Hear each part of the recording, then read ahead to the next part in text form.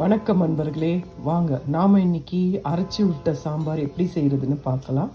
அதுக்கு நான் 3/4 கப் தனியா எடுத்திருக்கேன், 1/2 கப் சென்னா தால் எடுத்திருக்கேன், கடலைப்பருப்பு 20லிருந்து 25 வரமிளகாய் எடுத்திருக்கேன், 3/4 cup coriander seed, 1/2 cup chana dal, 20 to 25 red chilli. Take some curry leaves, hing and turmeric. கொஞ்சம் கறிவேப்பிலை எடுத்துக்கோங்க, கொஞ்சம் பெருங்காயம் சேர்த்துக்கோங்க, கொஞ்சம் மஞ்சத்தூள் எடுத்துக்கோங்க. நாம் இதை மஞ்சள் பொடியை தவிர்த்து நாம் இந்த பொருளெல்லாம் வறுத்து எடுத்துக்கலாம். அதுக்கப்புறம் பொடி பண்ணி வச்சுக்கலாம். நீங்கள் சாம்பார் செய்கிற அன்னைக்கு இந்த பவுடரோட ஒரு 1/4 கப் தேங்காவை சேர்த்து நல்லா மிக்சியில் தண்ணி போட்டு அரைச்சிட்டு அதை சாம்பாரில் கலந்துடலாம். உங்களுக்கு நான் அது எப்படி செய்கிறதுன்னு காட்டுறேன். இது எக்ஸ்ட்ரா தான் பவுடரு, நம்ம எக்ஸ்ட்ராவே அரைச்சி வச்சுக்கிறோம். வேணும்போது இந்த பவுடரை நாம் யூஸ் பண்ணிக்கலாம். இது வறுத்து அரைச்ச பவுடர். இதில் நீங்கள் மிக்சியில் அரைக்கும் போது பெருங்காயமும் மஞ்சள் பொடியும் சேர்த்து மிக்சியில் அரைச்சிக்கோங்க. நம்ம பேனில் ட்ரையாக இதை ஃப்ரை பண்ணிவிட்டு அதுக்கப்புறம் மிக்சியில் இதை பவுடர் ஆக்கிக்கணும். நான் இதிலிருந்து 1 கப் துவரம்பருப்பு எடுத்திருக்கேன். நான் இந்த 1/4 கப்பில் என்ன பண்ண போகிறேன்னா 1/4 கப் இந்த பவுடர் எடுத்து மிக்சியில் போட்டு ஒரு 1/4 முடி தேங்காவையும் போட்டு கொஞ்சம் தண்ணி மிக்ஸ் பண்ணி இதை பேஸ்ட்டு மாதிரி அரைச்சி எடுத்துக்க போகிறேன்.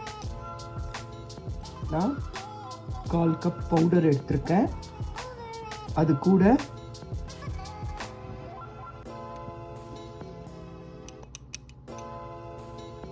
ரெண்டு கைப்பிடி தேங்காவை போட்டு கொஞ்சம் தண்ணி மிக்ஸ் பண்ணி இதை நான் பேஸ்ட்டாக அரைச்சிக்க போகிறேன். இப்போது ஒரு பேனில் 1 டேபிள் ஸ்பூன் எண்ணெய் விட்டுட்டு அதில் கடுகு, ஒரு மீடியம் சைஸ் வெங்காயத்தை நீல வாக்கில் கட் பண்ணிக்கோங்க, 2 தக்காளி, ஒரு பச்சை மிளகாய், கொஞ்சம் கறிவேப்பிலையை போட்டு நல்லா வதக்குங்க. நான் இப்போ கறிவேப்பிலை பச்சை மிளகாலாம் ஆட் பண்ணுறேன். நல்லா வதக்கிட்ட பிறகு நாம் வேக வச்ச காயை இதில் நாம் போடலாம்.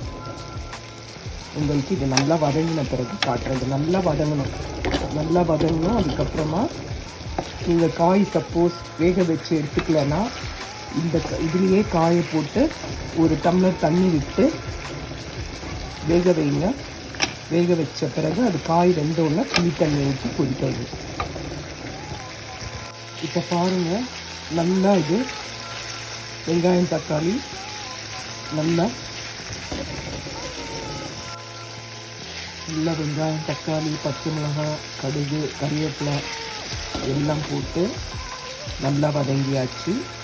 இதில் உப்பும் மஞ்சள் பொடியும் ஆட் பண்ணிக்கோங்க. மஞ்சள் தூள் ஆல்ரெடி அந்த பவுடரில் சேர்த்துருந்தாலும் மஞ்சள் பொடி திரும்பியும் ஆட் பண்ணிக்கோங்க.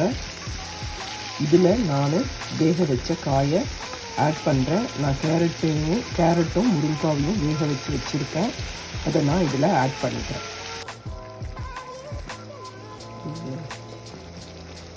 இப்போ நான் இதில் வேக வச்ச கேரட்டு முருங்காய் சேர்த்துக்கிறேன். இது நல்லா வதங்கிடுச்சு. ஆல்ரெடி நான் வேக வச்சு எடுத்தாச்சு. அதனால் வெங்காயம் தக்காளியும் நல்லா வதங்கியாச்சு.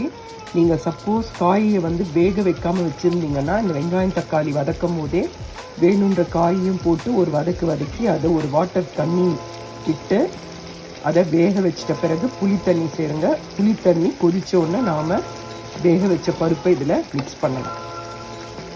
சாம்பார் பொடியோட தேங்காய் சேர்த்து அரைச்ச பேஸ்ட்டு இது நான் வேக வச்சு எடுத்திருக்க பருப்பு. பாருங்கள், புளி தண்ணி விட்டாச்சு. இது நல்லா கொதிச்சாச்சு. நான் இப்போது இதில் பருப்பை ஆட் பண்ணுறேன். இப்போ நான் அந்த பருப்பில் நாம் வேக வச்ச வெங்காயம் தக்காளி காயெல்லாம் ஆட் பண்ணிட்டேன். இப்போ நான் அரைச்ச பேஸ்ட்டை இதில் விட்டு இதை நல்லா ஒரு கொதிக்க வைக்க போகிறேன். இப்போ நான் இதில் பேஸ்ட் ஆட் பண்ண போகிறேன். இப்போ நான் இதில் அரைச்சி விட்ட பேஸ்ட்டை விட்டாச்சு. இப்போ இதை நல்லா கலக்கி விட்டுட்டு உப்பு டேஸ்ட்டு பாருங்கள். டேஸ்ட்டு பார்த்துட்டு கம்மியாக இருந்தால் உப்பு சேர்த்துக்கோங்க. இது நல்லா கொதித்து நுரக்கட்டி வரும். அதுக்கு அந்த மாதிரி வரும்போது கொத்தமல்லி தழையை போட்டு ஆஃப் பண்ணிடுங்க. அவ்வளோதான். அரைச்சி விட்ட கேரட் முருங்கைக்காய் சாம்பார் ரெடி. சூப்பராக இருக்குங்க, நல்லா இருக்கும், திக்காக இருக்கும். செஞ்சு பாருங்கள், அது செமையாக இருக்கும். இட்லி தோசைக்கெல்லாமே தொட்டுக்கலாம். சாதத்துக்கும் சுட சுட சாப்பிட்டிங்கன்னா, ஒரு உருளைக்கிழங்கு ஃப்ரை வச்சுட்டு சாப்பிட்டிங்கன்னா ரொம்ப அருமையாக இருக்கும்.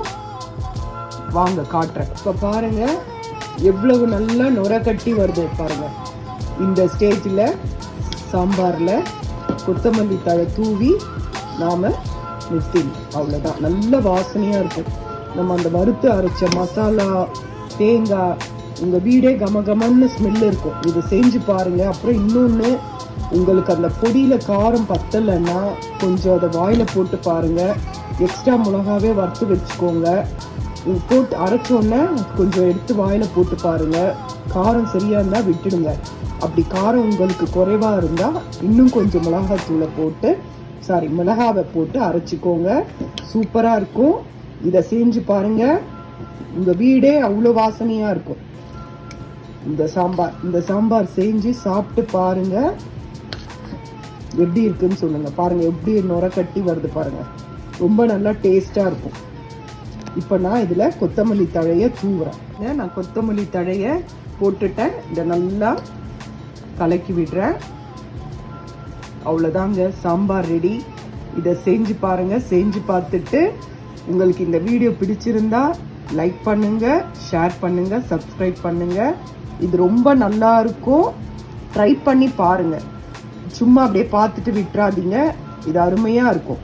காரம் மட்டும் நான் கம்மியாக போட்டுப்பேன். உங்களுக்கு காரம் வேணால் கம்மியாக இருக்கும். நான் சொன்ன மெத்தடில் காரத்தை போட்டுக்கோங்க. இந்த சாம்பார் ரொம்ப அருமையாக இருக்கும். செஞ்சு பாருங்கள். நன்றி, வணக்கம்.